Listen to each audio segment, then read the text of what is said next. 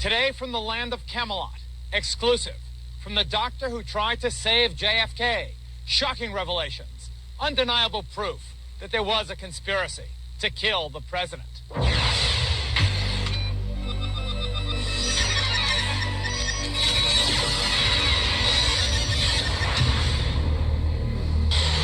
President Kennedy shot today. He saw it all as JFK lay dying on the operating table.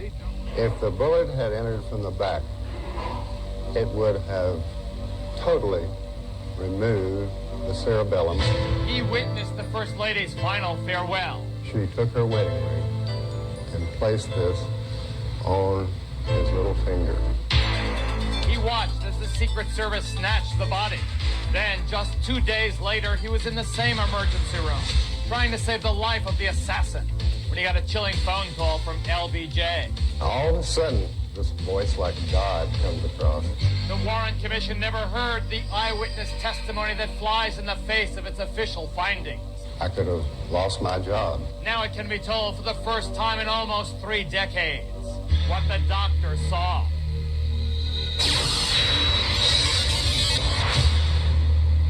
Welcome, everybody, to a corner of the Bay State of Massachusetts where for so many years the Kennedy clan drew our fascinated attention.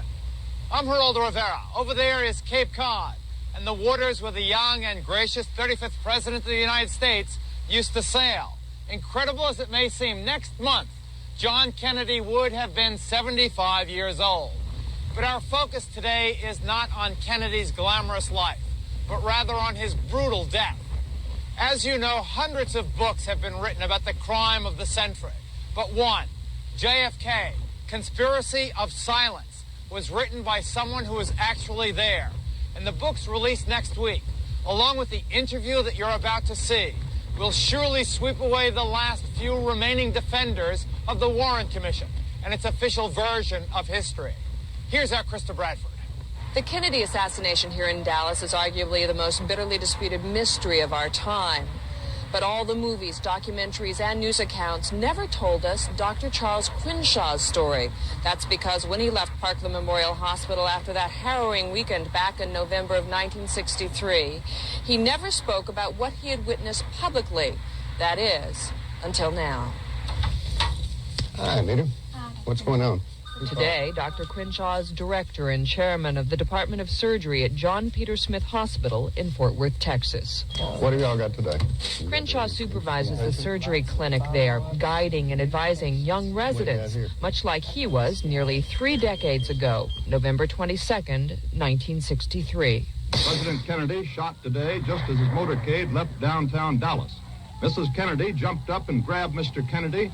She called, "Oh no," the motorcade sped on. You were a young man. You were a resident? 30 years old.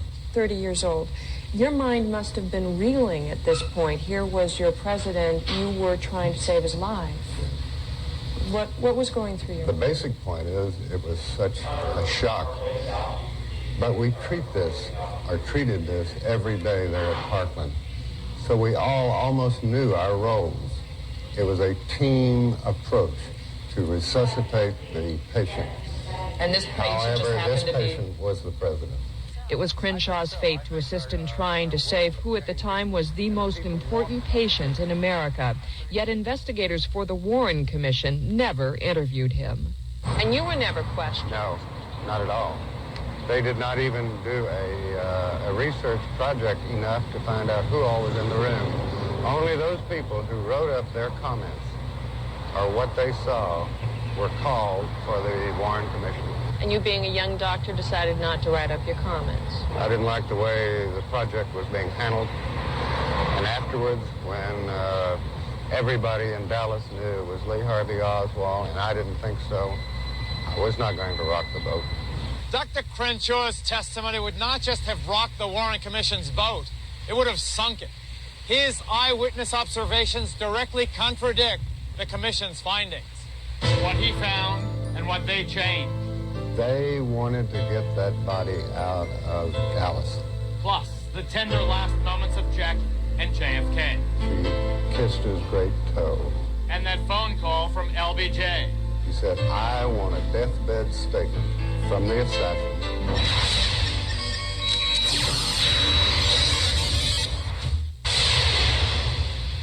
Warren Commission's conclusions about how the president died were based in part on its interpretations of disputed autopsy photographs.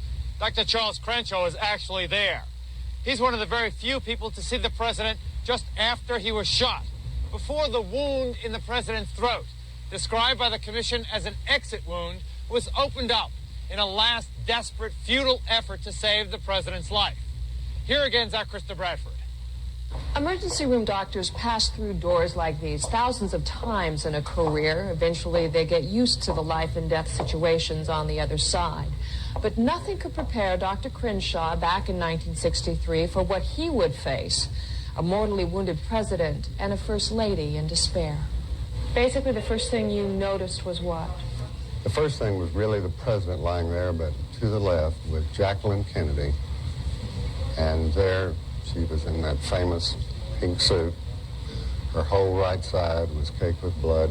I looked at her and I thought, here's a lady who, in just my own thoughts, she had anger or hatred. She also had disbelief. Describe this young president as you witnessed him as a young man. When I came into the room, I was struck with how large he was. Obviously I'd seen him on television. He filled the gurney, the cart. His feet were off the mattress. He was a large man. He was very muscular. He had charisma even until death. On first examination, Crenshaw noted a neck wound that he insists was an entry wound, the result of a bullet shot from the front. President Kennedy has been given a blood transfusion at Parkland Hospital here in Dallas in an effort to save his life. Was he technically dead when he arrived at Parkland Memorial Hospital? He had no blood pressure. He barely had a pulse, possibly, and he was breathing occasionally.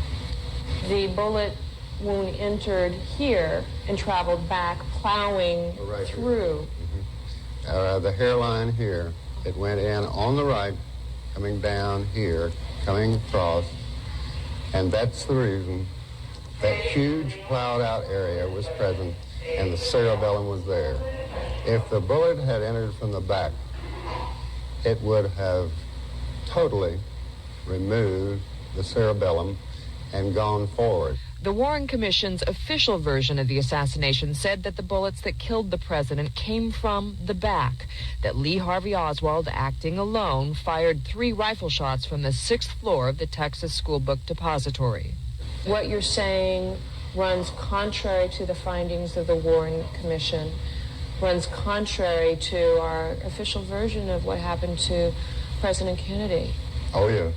I am aware of this very well because it took me 29 years to expose my observations in the face of fraternal doctrine, fear, naivety. What were you afraid of? What I was really afraid of was my career-mindedness. If I had gone against all the other people, the Warren Commission, and created this bomb, I'd have been a pariah of our medical community. I could have lost my job. You told me Jacqueline Kennedy's state when you first came into the trauma center. How was she informed of the death of the president, and what was her reaction? Dr. Baxter and I walked there. She stood up immediately. And he said, Mrs. Kennedy, I'm afraid her husband is dead. And that was when I saw, still in that little purse, some brain tissue. And I called her aide, the man that was standing there next to him, aside, and I said, please clean this off. From Dallas, Texas, the flash, apparently official, President Kennedy died at 1 p.m. Central Standard Time, 2 o'clock Eastern Standard Time, some 38 minutes ago. We pulled the sheet up. So the sheet was a little short for him. His toes were sticking out.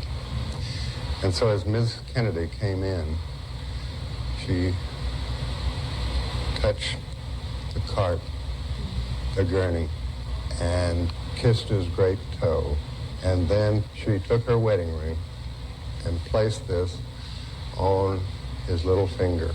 And that was her time, I guess, and her present to him. The scene that I'll always remember is standing there at the end and seeing those red roses of hers in the kick bucket with blood and brain tissue coming from the cart into that kick bucket. Every time I see that, I think of our country that was dying. It was a powerful symbol to you. Roses mixed with the president's blood. Her roses. Yes, I will always, I don't even like red roses today because of it. Could the president have been saved if he had been wounded today? No, there's no way he could have survived that wound. No, and that's something that will always live with us too. We train all our lives, all of us, and we couldn't save, or had no chance to save the most important person of our country. I see your eyes tearing up. It seems like it's still... You always remember that. You'll always remember that experience. I just wish we'd had a chance. Here at Parkland Memorial Hospital, Dr. Crenshaw had seen more in one day than most doctors do in a lifetime. He had just operated on his most famous patient and soon would be operating on his most infamous. The order from the Oval Office, the invasion of the body snatchers, and the great autopsy mystery. All when we return in a moment with more of what the doctors saw.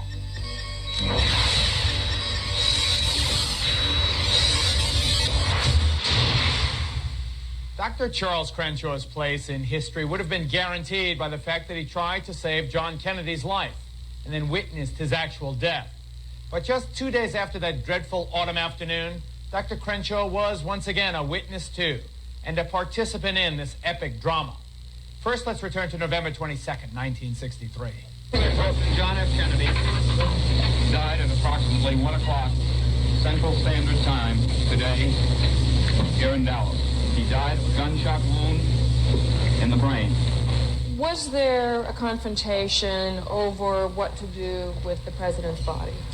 Oh, the confrontation, that was one of the biggest things that happened at Parkland. That's what caused all of this, not allowing Texas law to be in place. Our pathologist should have done the autopsy at Parkland. And he tried to. And he tried to follow the Texas law. And the Secret Service, they looked like a herd of locusts, a phalanx around the coffin. And Mrs. Kennedy was in the middle with her left hand on the casket. And they were then coming out into the hall. And all of a sudden, there, our forensic pathologist stopped them. Dr. Earl Rose said, "Halt. This man has to have an autopsy here in the state of Texas. It'll only take 45 minutes." And they would not hear of it. They wanted to get that body out of Dallas. 2:15 p.m., Dallas. The body of the slain president was loaded onto Air Force One. Minutes later, Lyndon B. Johnson took the oath of office with Jacqueline Kennedy by his side. I do solemnly swear that I will faithfully execute the office of President of the United States. 5:58 p.m., Andrews Air Force Base, Washington, D.C. The casket is unloaded for the trip to Bethesda Naval Hospital, where a team of doctors and pathologists will perform the official autopsy. When I viewed the autopsy pictures, they had the frontal part of the cerebrum here in the skull out. So when the picture was taken, you think they pulled the skin back up over this wound? That's the only thing I can postulate, because the back of his head was gone. This was a huge hole. It was on the right.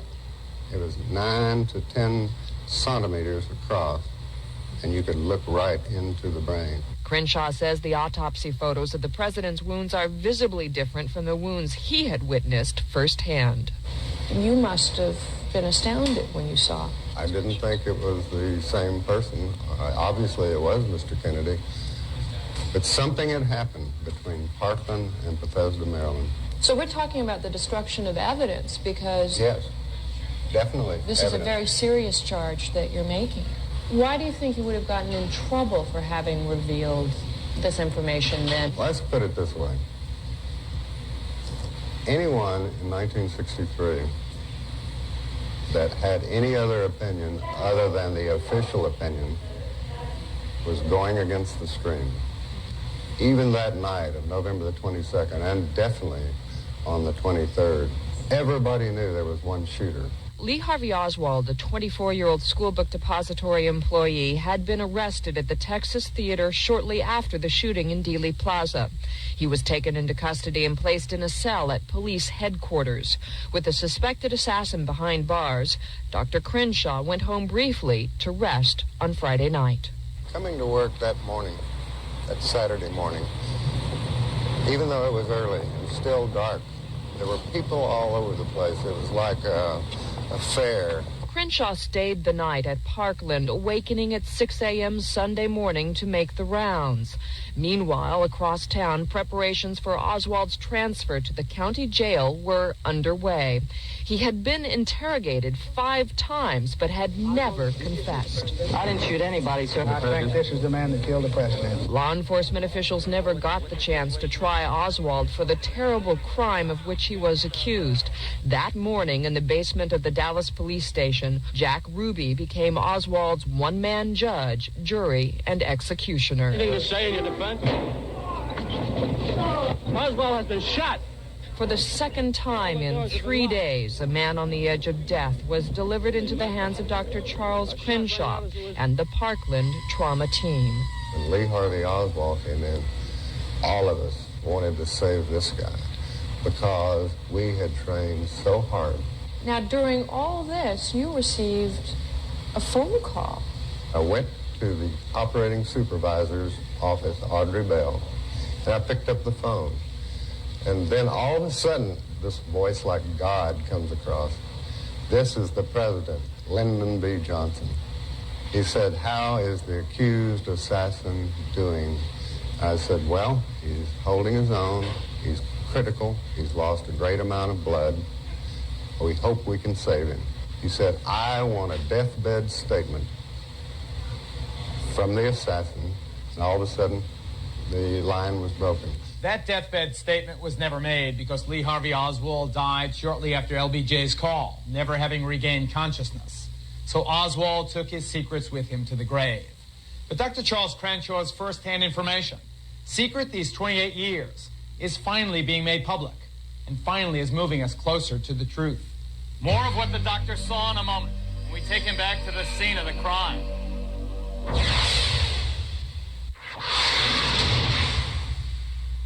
Once again, we go to Texas and Krista Bradford for the conclusion of her special report.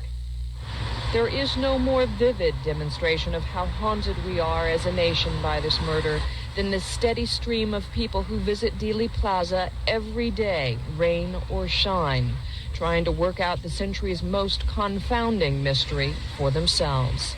For Dr. Charles Crenshaw, Dealey Plaza has its own intimate significance. Do you have any opinion based on the wounds that you witnessed on where the gunman could have been located?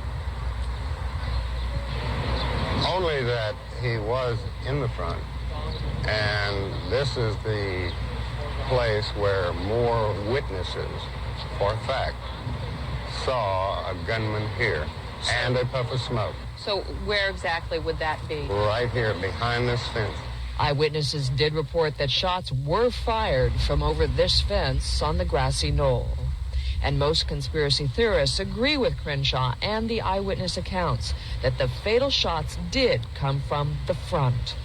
What really gets to me is whoever concocted this horrible crime has never let the American people know because it's been covered up so well. Have you ever before or are you even now concerned about your own safety? Well, I'm well aware that a number of people who have been close to or around the assassination have lost their lives. But I would hope now that now we can only have the truth and we wouldn't have to fear. But Crenshaw's fear of retribution is still overshadowed by the vivid memories of that one day. Does this still haunt you? Oh, yeah. You can always think about it. When you walk into an emergency room and you see someone, a victim of trauma, blood, your mind will always revert back to that. That was the high point of my life in surgery. I'd trained all my life to do surgery. And the most important patient of my life, all of us, couldn't save. Dr. Crenshaw told us that for years he has wanted to shout to the world that the wounds on President Kennedy's body that the doctor saw, the wounds that the doctor touched, were wounds inflicted from the front of the president, not from the rear, meaning there was a second gunman, meaning there was a conspiracy to kill the president. And Dr. Crenshaw has also remained silent on that dramatic phone call from Lyndon Johnson, a phone call demanding a deathbed confession from Lee Oswald, a phone call that could be viewed now as marking the beginning of a massive cover-up in the assassination of President Kennedy.